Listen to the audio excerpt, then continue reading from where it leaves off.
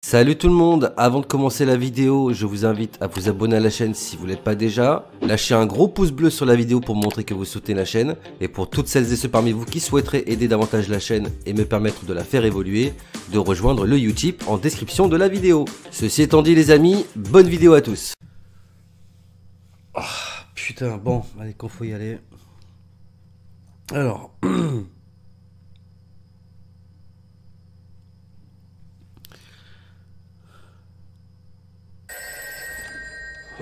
Ouais, Rick. Ouais, excuse-moi de te déranger là. Dis-moi, j'ai un problème là, parce que je devais venir à Alexandria avec la voiture, mais il n'y a plus d'essence. Bah, c'est la pénurie. Ah ouais, mais qu'est-ce que tu veux que je te dise? C'est la pénurie. Voilà, les gens sont cons, qu'est-ce que tu veux que je te dise? Voilà. Voilà, bon, bah, à plus, hein, du coup.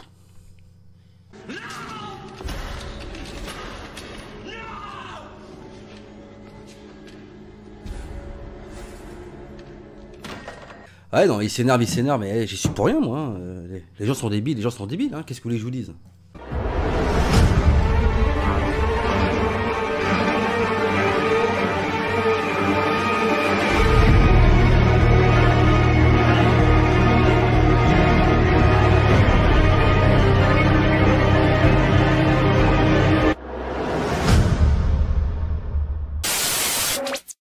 Eh bien salut à tous et à toutes les amis, comment allez-vous? Bienvenue sur la chaîne de Sam Movie Show. Aujourd'hui je suis très heureux de vous retrouver pour la vidéo réaction critique à l'épisode 19 de la saison 11 de Walking Dead. Alors on est déjà à l'épisode 19, mine de rien, ça avance plutôt vite, hein, puisqu'il reste maintenant plus que 4 épisodes avant la fin de la série. Et honnêtement je suis pas pressé d'arriver à la fin. Hein. Enfin, si... Enfin c'est un peu problématique, d'ailleurs, c'est-à-dire que j'ai hâte de voir, si vous voulez, comment ça va finir, mais ça me fait quand même un petit pincement au cœur de savoir que c'est bientôt la fin. Alors on a vu dans l'épisode précédent que certains personnages sont en mauvaise posture, alors je pense notamment à Max, mais surtout à Eugène, qui sont tous les deux bien évidemment responsables de la mort de Sébastien. Sébastien donc fils de Pamela Milton, qui donc dirige le Commonwealth. Alors bien évidemment on s'attend à ce qu'il se passe des choses peu reluisantes au sein du Commonwealth, hein. On sent bien évidemment les tensions qui montent crescendo au fur et à mesure des épisodes qui passent.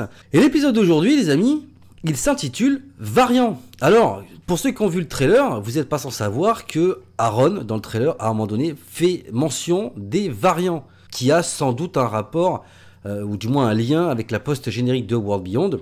Et dans le trailer, on voit que ces fameux variants, qui sont donc des rôdeurs, mais plus virulents et plus intelligents que les rôdeurs que l'on connaît, sont capables donc d'escalader des murs, d'ouvrir des portes, et peut-être bien plus. Donc on va voir ça dans cet épisode, j'ai très hâte de voir ce qu'on va faire avec les variants.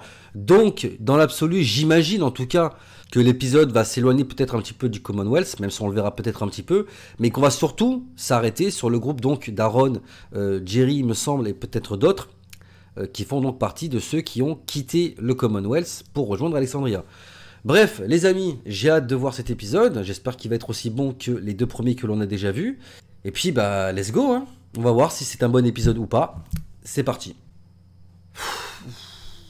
Bon, les gars, avant de lancer l'épisode, là, je fais une petite parenthèse. Trouvez pas que appeler l'épisode variant, juste après être sorti plus ou moins de la crise du Covid, avec tous les variants qu'il y a eu, hein, vous trouvez pas que...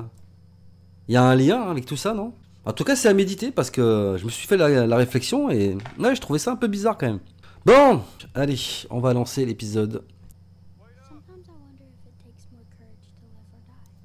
Ouais, on recommence avec ces fameuses intros qui nous ramènent dans le passé de la série, c'est plutôt intéressant. Enfin, c'est cool qu'on ait ça à chaque début d'épisode, quoi. Ah ouais, ça reprend direct quand Max et Eugène se cassent. Oula. Ah, reste pas là, Eugène. Hein. Ah ouais, c'est le bordel là. Hein. Bon. Ça commence directement après la mort de Sébastien. Donc il fait suite direct à l'épisode précédent.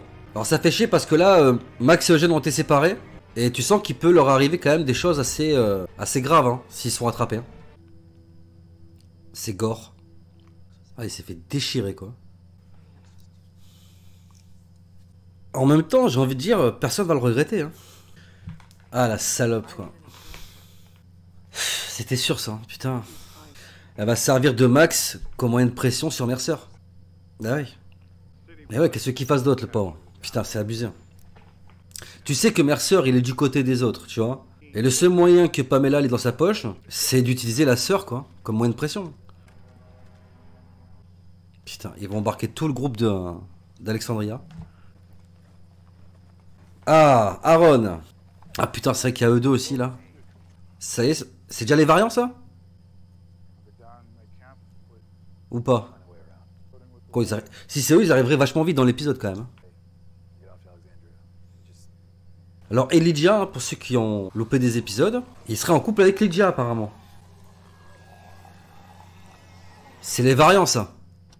C'est chelou parce que ils ont une manière de se déplacer, on dirait des shooters quoi. J'espère qu'ils vont pas nous faire le coup que les variants en vrai c'est des shooters et que depuis le départ on nous prend pour des cons. Ah mais la fille de Rosita s'appelle pas Coco, elle s'appelle Socorro. D'accord, j'étais pas au courant de ça moi. C'est original comme nom. Un peu chelou mais original. Bah, tu peux pas demander à Rosita qu'elle te balance le gène. Hein. En vrai ça va créer des tensions, j'aime pas ça.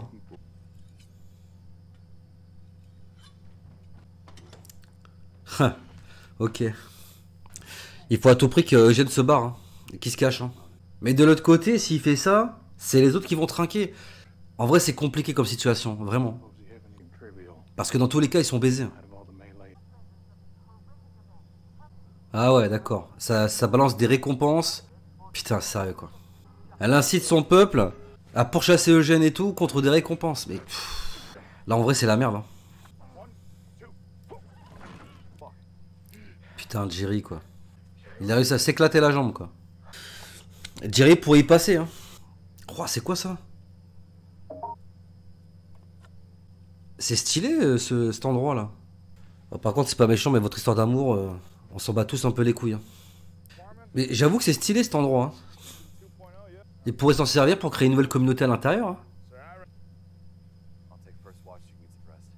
C'est chelou qu'il se réveille pas là, Sébastien. En vrai, ça c'est un truc que j'ai jamais compris dans Walking Dead. Hein. T'en as, ils se font mordre. 30 secondes après, ils se transforment en rôdeur. Et t'en as d'autres, ça met 50 ans. Je comprends pas. Ah, enfin. Mais qu'est-ce qu'elle veut en foutre? Je comprends pas non plus là. Pourquoi elle le tue pas?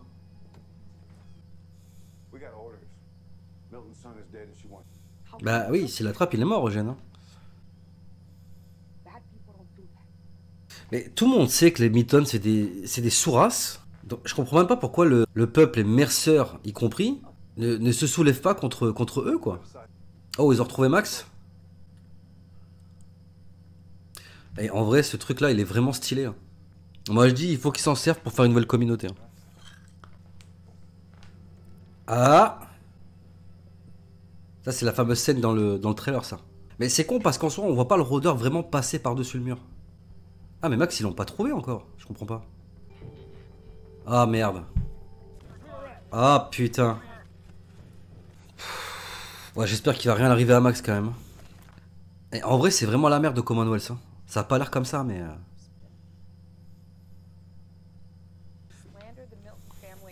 Ils vont essayer de la faire passer pour folle, pour faire croire aux gens qu'elle a menti sur les Milton, quoi. Ouais, c'est pas possible. Ils peuvent pas accepter ce qui se passe. Ils peuvent pas. Moi, je pense que Eugène, il va se sacrifier, entre guillemets, quoi. Je pense qu'il va se rendre de lui-même pour éviter à Max et à ses amis qu'il arrive des conneries, quoi. Princess, elle veut que tout le monde se barre, mais... Moi, je pense pas que ce soit une solution de se barrer. Hein. Mais raison de plus pour rester se battre, Princess. Hein. Ah, voilà le fameux Hansby. Alors, qu'est-ce qu'ils vont faire de lui? Ça, c'est la grande question que je me pose. Parce que bon, Eugène, ok, mais lui, il est autoresponsable. Hein.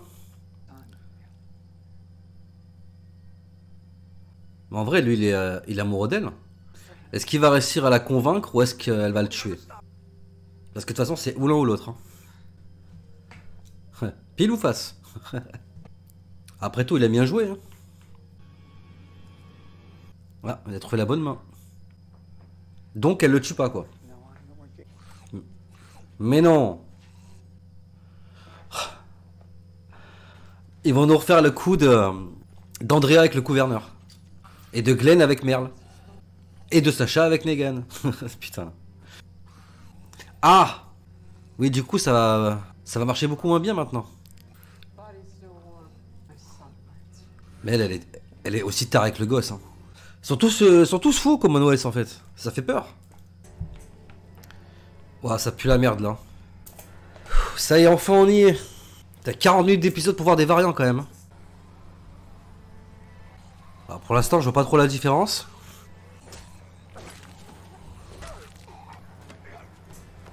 Ah ouais! Ah ouais, ils essaient de prendre les armes et tout. Putain, mais ils sont nombreux en plus, oh. Pff, Algérie. Oh là là, ça fait plaisir de voir ça, putain. Jerry, c'est un putain de ninja, quoi. Ah ouais, ils essaient d'ouvrir les portes. Pouah, ça fait tellement penser à la saison 1. Il faut pas qu'essayer, hein. Ils y arrivent, hein. Ah ouais, tu penses direct au shooter, c'est normal. J'ai quand même un peu peur pour Jerry, là. Je vais pas vous mentir. Ils sont hyper nombreux. Hein. Mais non! Frère, ils escaladent et tout. Jerry. What? Eh, c'est le même que tout à l'heure en plus, hein. Ah ouais. Et là, il y en a qu'un. Hein. Ah! Non. Non, du coup. Eh non, c'est pas un shooter. Ah, ça, c'est une putain de bonne question, mon gars. Ouah, c'est chaud. Quoi, ça y est, ils ont buté tout le monde là? C'est une blague là ou quoi? Tu vas me faire croire que la horde de 50 rôdeurs là, il y avait un seul variant? C'est une blague ou quoi là? En vrai, je sais pas si c'est une facilité scénaristique ou si c'est autre chose. On va en reparler de toute façon tout à l'heure. Et je trouve ça aberrant qu'ils se débarrassent des variants aussi rapidement quoi. Putain, puis en vrai, ça fait chier de laisser cet endroit quoi. Ah non, elle vient pas. Ils l'ont chopé, c'est trop tard. Hein. Il va se rendre, c'est sûr. Il va pas laisser Max, c'est sûr et certain. Ça fait chier, mais c'est logique. Hein. J'espère vraiment qu'il va rien lui arriver à Eugène. Mais bon, d'un autre côté, je pense que le personnage était arrivé au terme de ce qu'il avait raconté. Hein. C'est le moment où il va se rendre.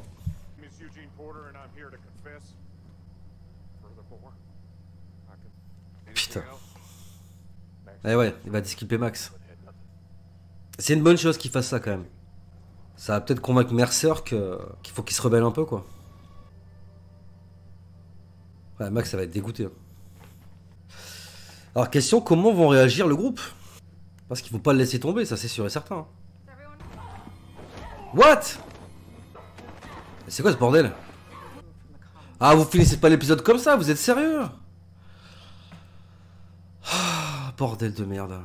Ah putain, j'aime pas quand ça finit comme ça. Putain, pourquoi ils veulent arrêter Rosita? Bon, on va débriefer ça ensemble, il y a pas mal de choses à raconter. Hein.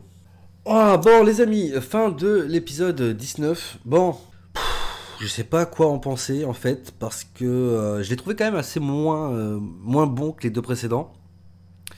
Même s'il était intéressant sur pas mal d'aspects. Alors, bien évidemment, comment s'en douter par rapport à tout ce qui s'est passé dans l'épisode précédent, ça tourne un peu au vinaigre au Commonwealth pour Eugène, mais également pour le groupe dont il est constitué, hein, donc le groupe d'Alexandria. Même si certains ont pu partir, comme Aaron, Nidja, Jerry, etc., qu'on va revoir d'ailleurs dans cet épisode, les personnes qui apparemment tentent de partir ne vont pas pouvoir le faire. En tout cas, c'est ce qu'on comprend dans la fin de cet épisode et dans le trailer de l'épisode 20. Alors, je vais la faire courte. Donc, on a Eugène qui, dans un premier temps, essaye de se cacher, aidé bien évidemment de Rosita et de Daryl.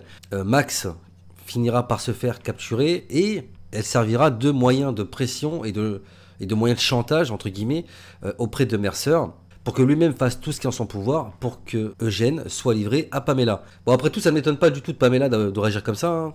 Mais je sais pas, j'ai un problème avec ces personnages du Commonwealth, parce que j'ai l'impression qu'ils sont tous cinglés en fait. Que ce soit le mec là dont j'ai oublié le nom, qui s'en prend au groupe de Gabriel et Daron en début de saison, et qui se fera d'ailleurs tuer par Aaron, que ça soit Hornsby, que ce soit Sébastien ou que ce soit Pamela, bah, j'ai l'impression qu'ils ont tous un grain, quoi. Et honnêtement, c'est quand même assez effrayant d'être dans une communauté dirigée par ce genre d'individu. Pamela, qui donc récupère son fils, qui ne le tue pas. Alors c'est vrai qu'au départ, je me demande pourquoi elle veut le garder et pas mettre fin à ses souffrances, parce que malgré tout, elle a quand même l'air d'aimer son fils, hein, malgré que ce soit un espèce de gros psychopathe. Et puis bien évidemment, on aura la réponse par la suite. Elle balancera donc Sébastien transformé en rôdeur dans la cellule de Hornsby.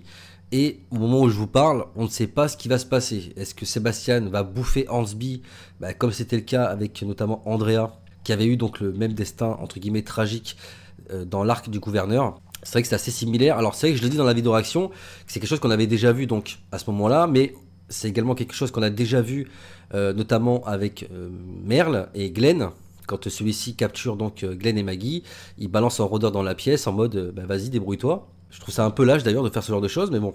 Et on a eu la même chose avec Sacha, quand elle était enfermée dans la cellule chez Negan, où Negan lui laisse un couteau avec le corps de, je crois que c'est Dave qui s'appelle, un truc comme ça, qui avait tenté d'abuser d'elle, et donc elle finira par le tuer. Alors c'est vrai que ça finit pas toujours mal, hein. Dans les faits, il n'y a que pour Andrea que ça s'est mal terminé. Je ne sais pas ce que Hornsby va devenir, et surtout je ne sais pas vraiment qu'est-ce qu'on peut faire de Hornsby, parce que de toute façon il y a deux solutions, hein. C'est soit il se fait juger et emprisonner, soit il se fait éliminer, hein, comme ça au moins on est tranquille, soit Pamela va se servir de lui pour parvenir à ses fins et notamment mettre un terme aux agissements du groupe d'Alexandria. Donc ça j'ai envie de dire que en ce qui le concerne, on verra ça par la suite dans les épisodes prochains. Mais mine de rien, c'est vrai que les choses se décantent petit à petit, puisque Pamela est plus ou moins dans la sauce, Hornsby est en cellule, Sébastien est mort. Donc, j'ai envie de dire que les choses bougent un peu au Commonwealth. Le problème, c'est que Pamela a plus d'un tour dans son sac et va se servir de certains personnages pour faire pression sur les autres. Elle se sert de Max pour faire pression, bien évidemment, sur Mercer, mais parallèlement aussi sur Eugène, qui va donc, en fin d'épisode, décider de se livrer de lui-même aux soldats du Commonwealth. Il se fera emprisonner, et là, encore une fois, on ne sait pas ce qui va se passer par la suite. J'imagine qu'on aura des procès, que ce soit pour Hornsby, mais surtout pour Eugène. Max sera lavé bien évidemment de tout soupçon. Je pense qu'elle sera même pas obligée de mentir comme on l'a demandé de le faire, parce que en gros sa rédemption consistera à faire comprendre au peuple qu'elle est juste un peu dérangée psychologiquement et qu'elle suit un traitement pour ça. Elle sera même pas obligée de le faire, puisque Eugène, en se rendant, a confirmé qu'il était seul à agir et que Max n'avait aucunement de responsabilité concernant la mort de Sébastien. Donc tout ça c'est pour l'arc du Commonwealth. Alors je le fais assez court parce que c'est vrai qu'au final il ne se passe pas grand chose, hein, parce que encore une fois tout tournera autour d'Eugène et de Max, et un peu Hornsby, mais bon, sans rentrer trop dans les détails. Et bon, c'est vrai que pour Hornsby, hormis le fait qu'on sente qu'il a un attachement particulier à Pamela, alors est-ce qu'il est amoureux d'elle, est-ce qu'ils ont déjà eu une relation ensemble, je sais pas, c'est assez ambigu. Je sais pas ce que vous en pensez, hein, mais c'est vrai que c'était assez ambigu et assez malsain comme passage dans l'épisode. Et puis, on va revenir quand même sur le gros de l'épisode, enfin, le gros, ce qu'aurait dû être le gros de l'épisode. Juste comme ça, rappelez-moi, comment s'appelle cet épisode? Eh oui, c'est ça. Eh oui, j'avais complètement zappé. Eh ouais, l'épisode s'appelle Variant. Et bordel de merde, on attend 40 minutes, je vous jure, hein. Revoyez l'épisode, mettez un timer et regardez à quel moment les variants apparaissent. On attend 40 minutes pour voir les variants et c'est torché en littéralement 5 minutes. Mais réellement quoi. Alors je fais un petit parallèle parce qu'on a nos personnages qui vont être confrontés aux variants, que sont Aaron, Jerry, Lydia et Elijah. Et bordel, qu'est-ce que c'est dur à prononcer ces deux noms-là côte à côte, qui sont en couple. Alors là encore une fois, je vous le dis, la romance entre les deux personnages, je m'en fous et pour moi ça n'a aucun sens. Mais bon, ça c'est encore... c'est un avis personnel. Et je sais pas pourquoi ils veulent tout le temps faire des couples, caser tout le monde avec tout le monde, alors que ça n'a pas de sens. Enfin bref. Alors vous allez peut-être me trouver trop dur, mais c'est vrai, quoi. Je veux dire, par exemple, Rick et Michonne, d'où ça sort? Je veux dire, on a un épisode où Rick est fou amoureux de Jessie Anderson, elle se fait bouffer, il voit sa gonzesse se faire bouffer littéralement sous ses yeux, ainsi que ses gosses, et l'épisode d'après, il est en couple avec Michonne. Enfin, je veux dire, c'est... délirant. Gabriel et Rosita, d'où ça sort? Puis alors, excusez-moi, mais au passage, Rosita, vous la faites vraiment passer pour une chouin, hein. parce que si je dois compter le nombre de personnes avec qui elle est sortie dans la série, bon, vous allez dire en soi pas beaucoup, mais quand même, Eugène, Gabriel, Spencer, Siddiq, ça commence à faire beaucoup. Enfin bon, bref, on n'est pas là pour parler de ça, mais ce que je veux dire, c'est que ces 4 personnages-là, donc, sont réunis dans une communauté,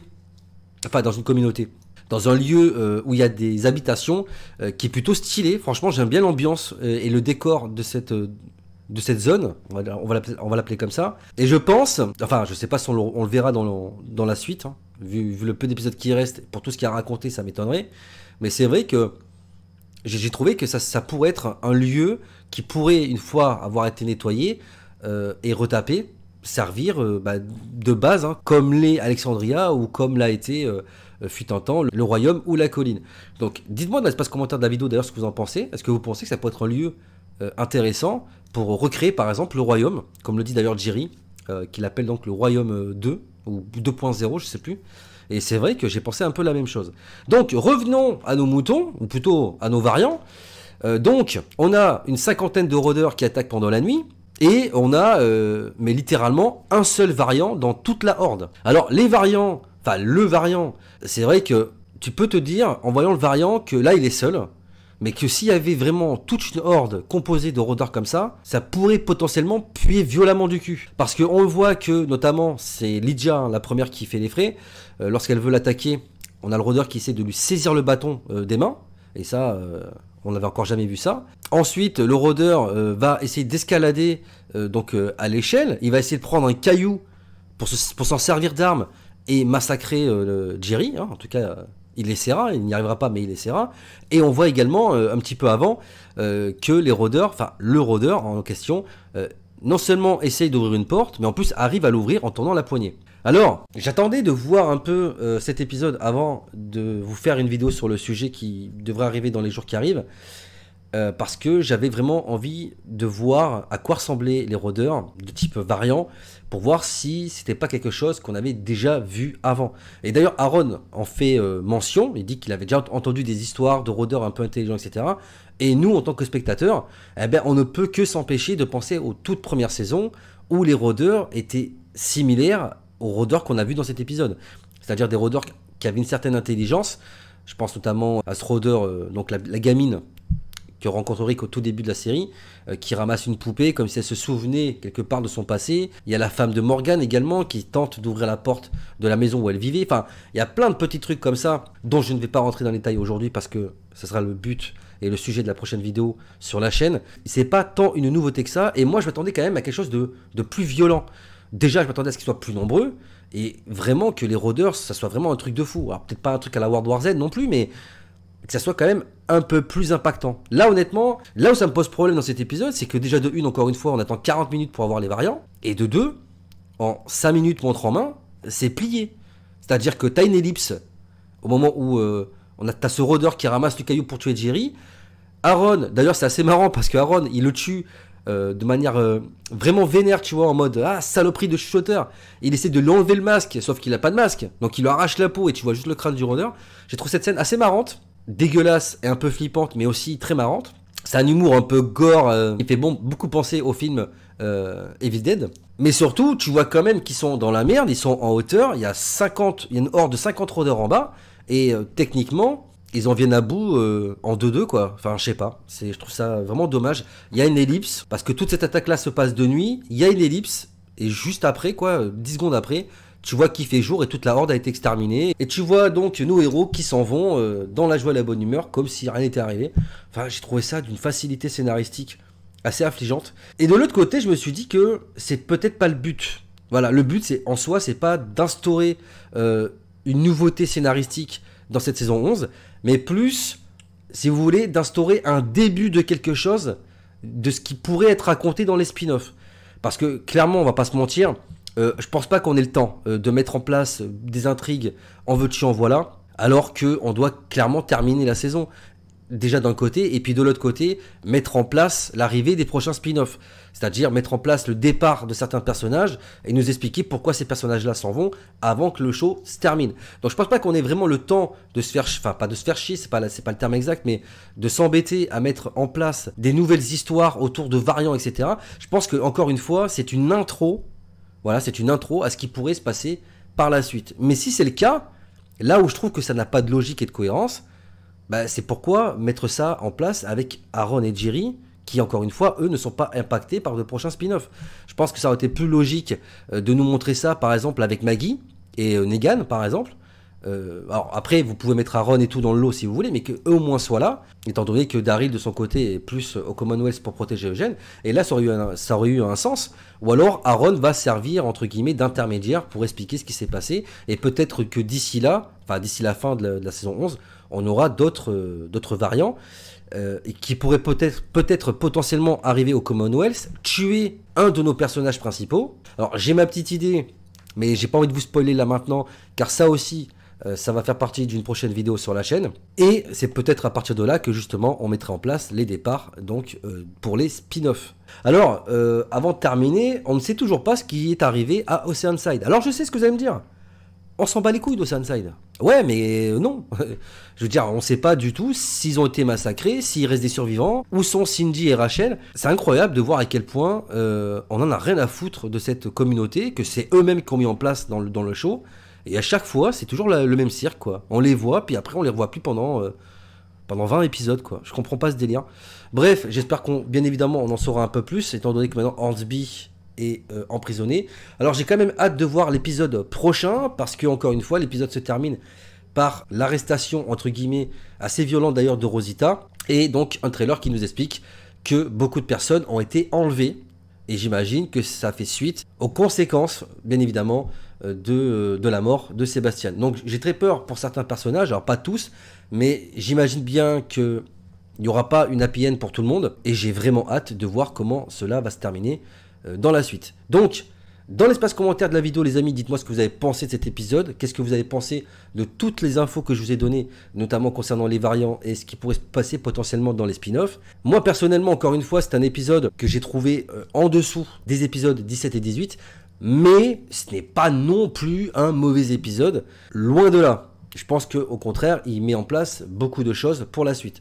Mais on va dire que c'est un épisode que je qualifierais de remplissage, sans toutefois être un mauvais épisode, bien évidemment. Donc, dans l'espace commentaire de la vidéo, les amis, lâchez-vous et dites-moi ce que vous en avez pensé. Quels sont vos avis, vos théories pour la suite? Quelles sont les choses que vous avez aimées et moins aimées? Et comme d'habitude, j'ai hâte de vous lire et de vous répondre. Alors, avant de quitter la vidéo, les amis, je tiens à vous faire part d'une petite précision. Je dois m'absenter à partir de jeudi pendant une semaine. Pour ceux qui suivent la chaîne, vous savez que j'étais impacté par un deuil cet été, et je pars donc pour rendre hommage donc à mon ami, étant donné que c'est son anniversaire. Donc voilà, il y a une petite réunion. Bon voilà, je vais pas vous raconter ma vie non plus, mais c'est pour vous dire que je dois partir, et je vais essayer quand même avant de partir de préparer au moins une ou deux vidéos pour que vous soyez pas sans vidéo pendant une semaine. Alors je vous garantis rien, je vous promets pas que j'aurai le temps de le faire, mais si pendant une semaine vous ne voyez pas de vidéo sur la chaîne, ne vous inquiétez pas, c'est normal, c'est que je suis pas là. Bref, avant de partir les amis, bien évidemment, je vous invite à vous abonner à la chaîne si vous ne l'êtes pas déjà. Lâchez un gros pouce bleu sur la vidéo pour montrer que vous avez apprécié celle-ci et que vous aimez mon travail sur la chaîne. Ça me ferait un kiff énorme, ça fait toujours plaisir bien évidemment de se sentir soutenu et ça aide pour le référencement. Vous pouvez me suivre sur tous les réseaux sociaux disponibles dans la description de la vidéo. Description dans laquelle, pour celles et ceux parmi vous qui souhaiteraient aider la chaîne, vous pourrez le faire notamment grâce au lien Utip que je mettrai donc dans la description de cette vidéo. Merci bien évidemment à toutes les personnes qui m'ont déjà soutenu sur Utip et ils se reconnaîtront. Et bien évidemment, je remercie d'ores et déjà toutes les personnes qui parmi vous, je l'espère, me soutiendront sur Utip par la suite. Et bien évidemment, je vous invite à ne pas oublier d'actionner la cloche des notifications pour ne pas rater les prochaines sorties vidéo sur la chaîne. Quant à moi les amis, il ne me reste plus qu'à vous laisser. Je vous dis à très bientôt pour de prochaines vidéos. D'ici là, portez-vous bien. Prenez soin de vous et des autres. À la prochaine. Big up.